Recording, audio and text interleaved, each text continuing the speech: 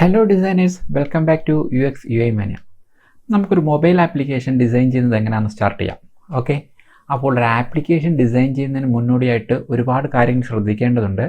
അതൊരു user experience designer research ചെയ്ത് അതിനെക്കുറിച്ച് നല്ലൊരു സ്റ്റഡി നടത്തി അതിനൊരു വയർ ഫ്രെയിം, ഒരു ലോ ഫിഡിലിറ്റി വയർ ഫ്രെയിം എന്ന് പറയും. ഓക്കെ, എന്ന് വെച്ചാൽ ഞാൻ ഓൾറെഡി നേരത്തെ പറഞ്ഞിട്ടുണ്ട്, ഒരു റഫായിട്ടുള്ള ഒരു സ്ക്രിബിൾ സ്കെച്ച്, അതൊരു പ്യുവർ ഡിസൈൻ ആയിരിക്കില്ല. അതിനെക്കുറിച്ച് എങ്ങനെ വേണം ആപ്ലിക്കേഷൻ ഇരിക്കുന്നതിനെക്കുറിച്ച് ഒരു റഫായിട്ടുള്ള ഒരു സ്കെൽട്ടൺ ഉണ്ടാക്കും. ആ ഒരു വയർ ഫ്രെയിമിനെ കൃത്യമായ രീതിയിൽ കളേഴ്സുകളും മറ്റ് എസ്തെറ്റിക് ആയിട്ടുള്ള വിഷ്വൽ കാര്യങ്ങൾ അപ്ലൈ ചെയ്തുകൊണ്ട് അതിനൊരു ഡിസൈൻ ആക്കുക എന്നുള്ളതാണ് ഒരു യൂസർ ഇൻ്റർഫേസ് ഡിസൈനറുടെ അഥവാ ഒരു UI ഡിസൈനറുടെ ജോലി. ഓക്കെ, അപ്പോൾ ഒരു ആപ്ലിക്കേഷൻ ഡിസൈൻ ചെയ്യുന്ന ടൈമിൽ എന്തെല്ലാം കാര്യങ്ങൾ ശ്രദ്ധിച്ചിരിക്കണം എന്നുള്ളതിന് നമ്മൾ ഒരുപാട് കാര്യം നോക്കേണ്ടതുണ്ട്. പക്ഷേ നമ്മളൊരു ഡിസൈൻ ചെയ്യുമ്പോൾ, ഒരു ആപ്ലിക്കേഷൻ ഡിസൈൻ ചെയ്യുമ്പോൾ പ്രധാനമായിട്ട് അറിഞ്ഞിരിക്കേണ്ട സ്ക്രീനുകൾ ഏതൊക്കെയാണെന്ന് നമുക്ക് ആദ്യം ഒന്ന് പരിചയപ്പെടാം. എന്ന് വെച്ചാൽ നമ്മളൊരു ആപ്ലിക്കേഷൻ ഡൗൺലോഡ് ചെയ്തു ഇൻസ്റ്റാൾ ചെയ്ത് കഴിഞ്ഞാൽ ആദ്യം തന്നെ നമുക്ക് കാണാം ആ ഒരു ആപ്ലിക്കേഷൻ്റെ ഒരു ഐക്കൺ അല്ലെങ്കിൽ ഒരു ലോഗോ എന്തെങ്കിലും പെട്ടെന്ന് ഇങ്ങനെ സ്പ്ലാഷ് ചെയ്തു പോകും. ഓക്കെ, ആ സ്പ്ലാഷ് ചെയ്തു പോകുന്ന ഒരു സ്ക്രീനാണ് സ്പ്ലാഷ് സ്ക്രീൻ എന്ന് പറയുന്നത്. അതിനുശേഷം ആ ഒരു ആപ്ലിക്കേഷൻ, ചില ആപ്ലിക്കേഷനുകൾ ഒരു ഓൺബോർഡിംഗ് സ്ക്രീൻ കാണിക്കും.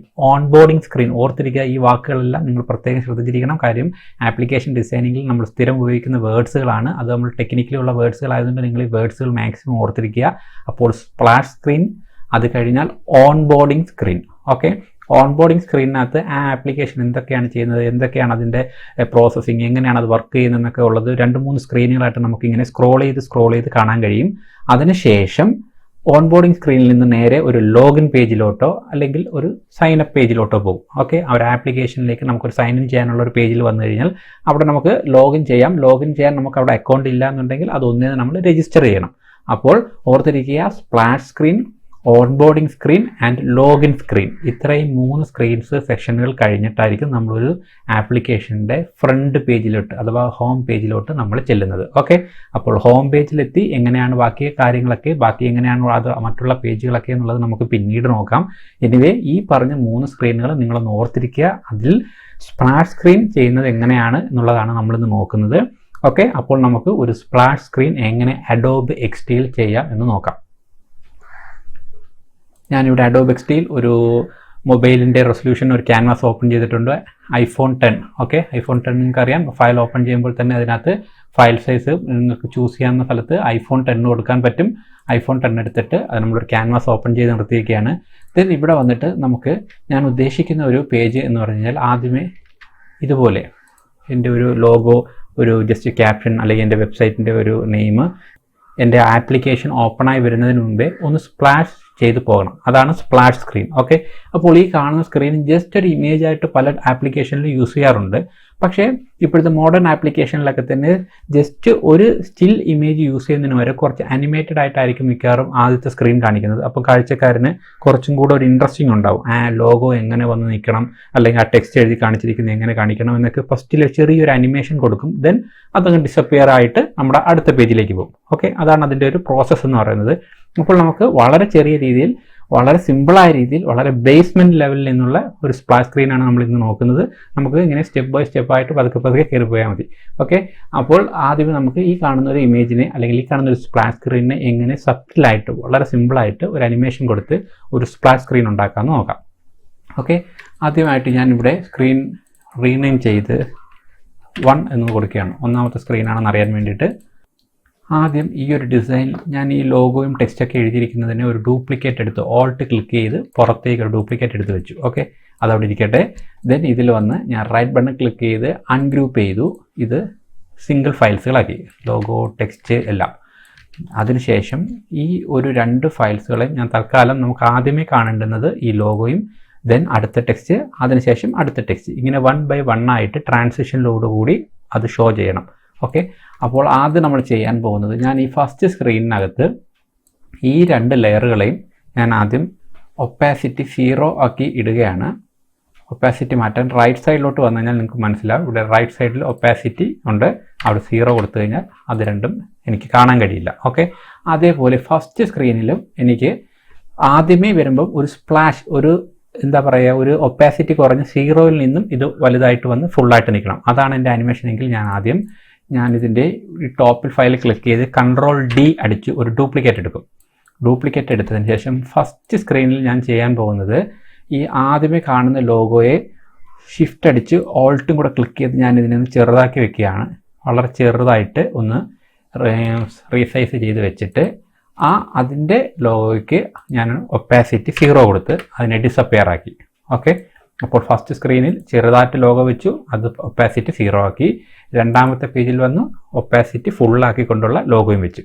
ഓക്കെ, ദെൻ അടുത്ത സ്ക്രീനിലോട്ട് വരാൻ വേണ്ടിയിട്ട് ഞാൻ ഇവിടെ ക്ലിക്ക് ചെയ്ത് Ctrl+D അടിച്ച് അടുത്ത ഒരു ഡ്യൂപ്ലിക്കേറ്റ് എടുത്തിരിക്കുകയാണ്. ആ ഡ്യൂപ്ലിക്കേറ്റ് എടുത്തതിന് ശേഷം എനിക്ക് അവിടെ കാണേണ്ടതെന്ന് വെച്ച് കഴിഞ്ഞാൽ ആ താഴത്തെ ടെക്സ്റ്റ് നമുക്ക് ഇനി ഷോ ആയി വരണം.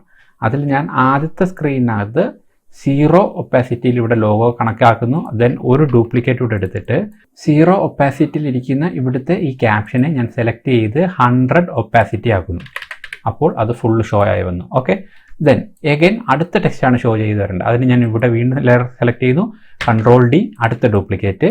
ആ ഡ്യൂപ്ലിക്കേറ്റിൽ ഇവിടെ 0 ആയിട്ട് എൻ്റെ താഴത്തെ വെബ്സൈറ്റിൻ്റെ പേര് എഴുതിയിട്ടുണ്ട്, അതവിടെ 0 ആയിട്ട് നിൽക്കട്ടെ. ദെൻ എഗൈൻ ഒരു ഡ്യൂപ്ലിക്കേറ്റ് എടുത്തിട്ട് അതിന് ഞാൻ 100 ഒപ്പാസിറ്റി കൊടുത്ത് ഷോ ചെയ്യിക്കുന്നു.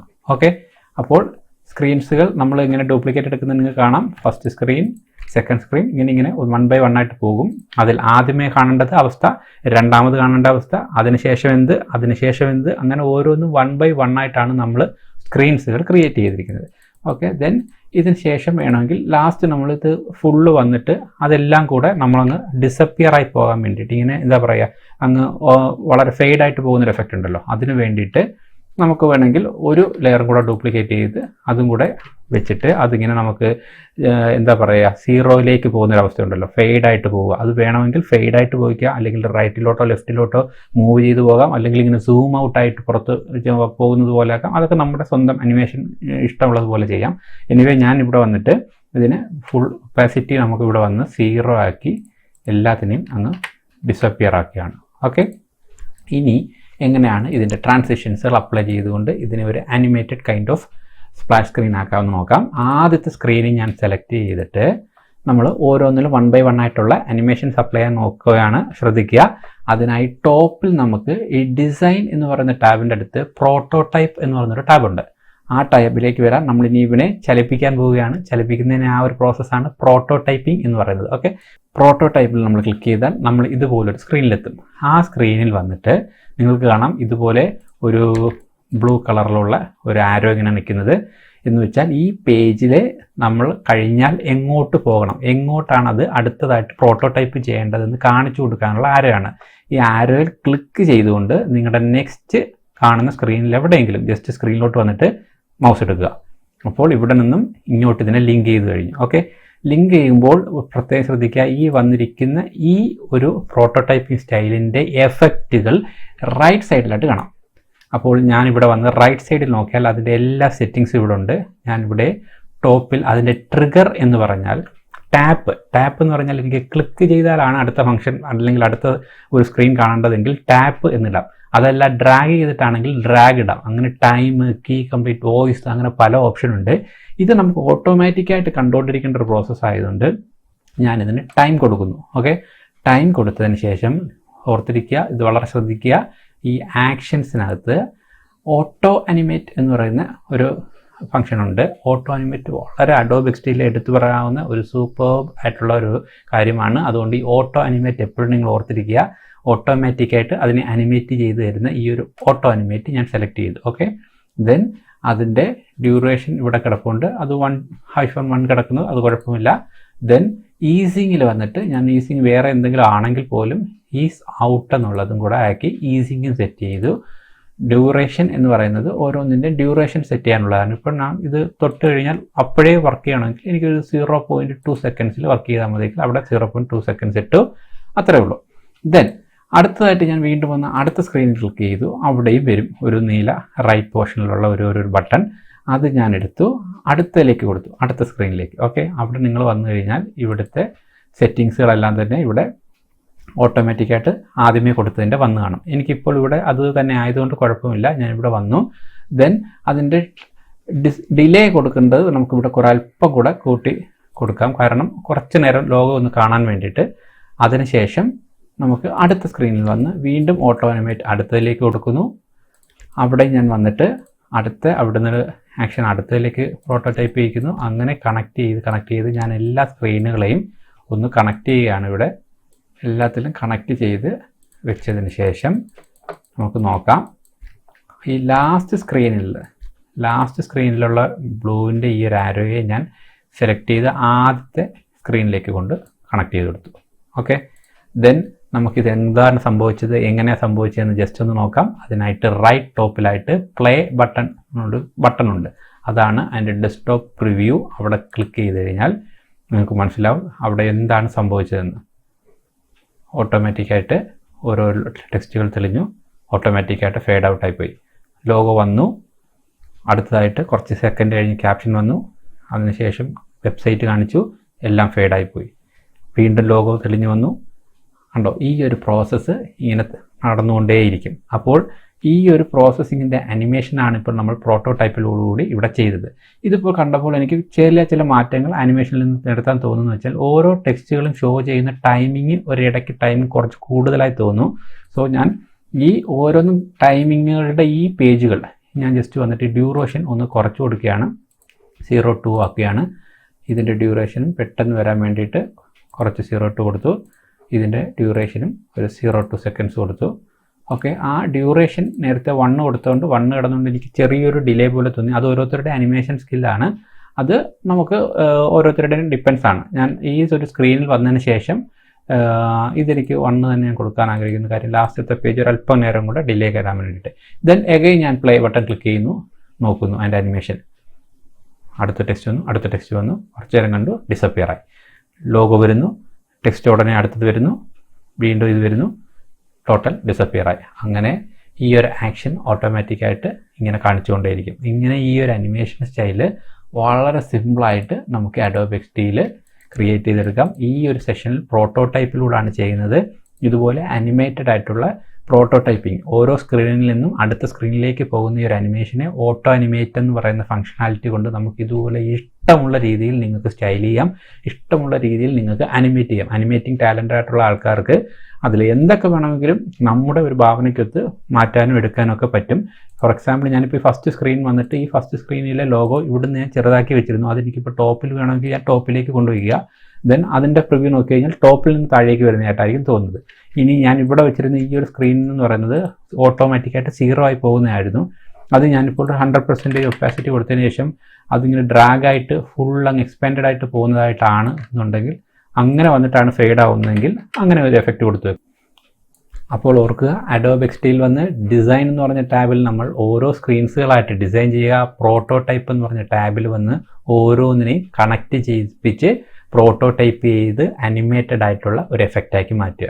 ഓക്കെ, അപ്പോൾ നിങ്ങൾ അഡോബ് എക്സ്ഡി ആദ്യമായിട്ടാണ് ഉപയോഗിക്കുന്നവരെങ്കിൽ ഇപ്പോൾ ഇത് കണ്ടപ്പോൾ തന്നെ അഡോബ് എക്സ്ഡിയുടെ ഒരു സാധ്യത നിങ്ങൾക്ക് കുറച്ച് മനസ്സിലാക്കി കാണും. ഓക്കെ, അപ്പോൾ ഡിസൈൻ ടാബിൽ ജസ്റ്റ് ഡിസൈൻ ചെയ്യുക എന്ന് മാത്രമല്ല അതിന് പ്രോട്ടോടൈപ്പ് ചെയ്യാനും കൂടെയുള്ള ഫംഗ്ഷനാലിറ്റി ഉണ്ട്.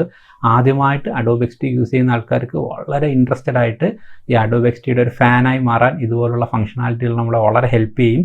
അപ്പോൾ ഡിസൈൻ ചെയ്യുക, അതിനെ പ്രോട്ടോടൈപ്പും ചെയ്യുക. ഓക്കെ, അപ്പോൾ ഈ ചെയ്ത അനിമേഷൻ എഫക്റ്റ് നിങ്ങളുടെ ഭാവനയിൽ ചെയ്യുക. നിങ്ങൾക്ക് ചെയ്യാവുന്ന ഒരുപാട് എഫക്റ്റുകൾ ഞാൻ കാണിച്ചതുപോലെ ആ റൈറ്റ് സൈഡിലുണ്ട്. ഓരോ ഫംഗ്ഷനാലിറ്റി എടുത്ത് മാറ്റി നോക്കുക, ട്രാൻസിഷൻസിൻ്റെ സ്റ്റൈൽ മാറ്റി നോക്കുക, ആ ഇരിക്കുന്ന പ്ലേസ്മെൻറ്റ്സുകൾ മാറി നോക്കുക, കളേഴ്സുകളൊക്കെ അപ്ലൈ ചെയ്ത് നോക്കുക. നിങ്ങൾക്ക് നിങ്ങളുടെ സ്വന്തം ഭാവനയിൽ ഇഷ്ടമുള്ളതുപോലെ ഇതുപോലെ അതിമനോഹരമായിട്ട് നമുക്ക് പെട്ടെന്നൊരു സ്പ്ലാഷ് സ്ക്രീൻ ഉണ്ടാക്കിയെടുക്കാൻ പറ്റും. ഓക്കെ, അപ്പോൾ നമ്മളൊരു ഒരു ബേസ് സ്ക്രീൻ എന്ന് പറയുന്ന ആദ്യത്തെ സ്പ്ലാഷ് സ്ക്രീനാണ് ഇപ്പോൾ ഇവിടെ നോക്കിയത്.